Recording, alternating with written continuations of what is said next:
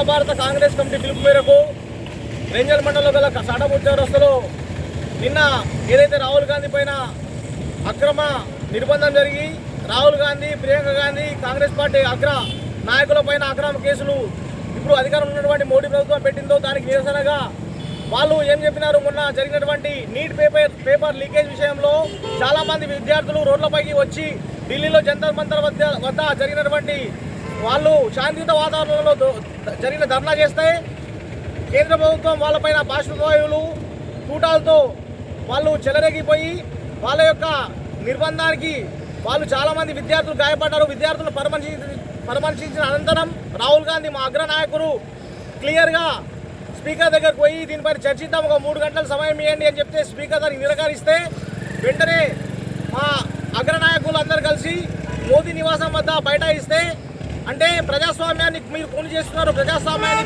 పరిరక్షించండి అని చెప్పేసి ప్రజాస్వామ్యయుతంగా వాళ్ళు ధర్నాకి దిగితే వాళ్ళపైన అక్రమ అరెస్టులు చేసి అక్రమ కేసులు పెట్టారని మేము ఈరోజు కాంగ్రెస్ పార్టీ బోధ నియోజకవర్గ పక్షాన రేంజల్ మండల పక్షాన ప్రశ్నిస్తూ ఉన్నాం.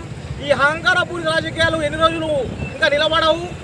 నరేంద్ర మోడీ గారు ఇప్పటికైనా మీరు కళ్ళు తెరిచి వాస్తవంగా మీరు ఒప్పుకుంటున్నా ఉన్నారు. నిన్నటి పేపర్లో ఏమంటున్నారంటే వాస్తవంగా మేము దొంగతనం చేసిన వాట వాస్తవం, కానీ ప్రతిపక్షాలు ఈ దొంగతనాన్ని బయట పెట్టొద్దు, మాకు మెల్లగా చెప్పండి అని చెప్పేసి మీరు ఒప్పుకుంటా ఉన్నారు. ఇప్పుడు ఉన్నటువంటి ఏదైతే మంత్రి ఉన్నారో ఆయనని ధర్మేంద్ర ప్రధాన్ని వెంటనే బర్తరఫ్ చేయాలని చెప్పేసి మేము డిమాండ్ చేస్తూ ఉన్నాం.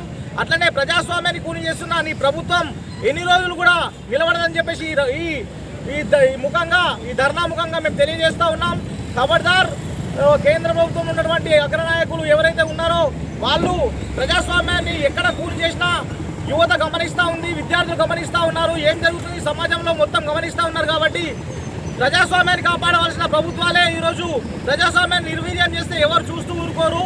మీ సమయం దగ్గర పడ్డదని చెప్పేసి సభాముఖంగా తెలియజేస్తూ ఉన్నాం. ఖబర్దార్ నరేంద్ర మోదీ గారు, ఖబర్దార్ కేంద్ర మంత్రి అమిత్ షా గారు, ధర్మేంద్ర ప్రధాన్ గారు, మీ అందరికీ చెప్తా ఉన్నాం. ధర్మేంద్ర ప్రధాన్ గారు ముఖ్యంగా మీరు మంచితనంతో తప్పుకుంటే మంచిది, లేకపోతే ఇంకా భారతదేశంలో శాంతియుత వాతావరణం అనేది చాలా మీరు డిస్టర్బ్ చేసిన వాళ్ళు అవుతారని చెప్పేసి ఈ కార్యక్రమం ముఖ్యంగా తెలియజేస్తూ ఉన్నాం.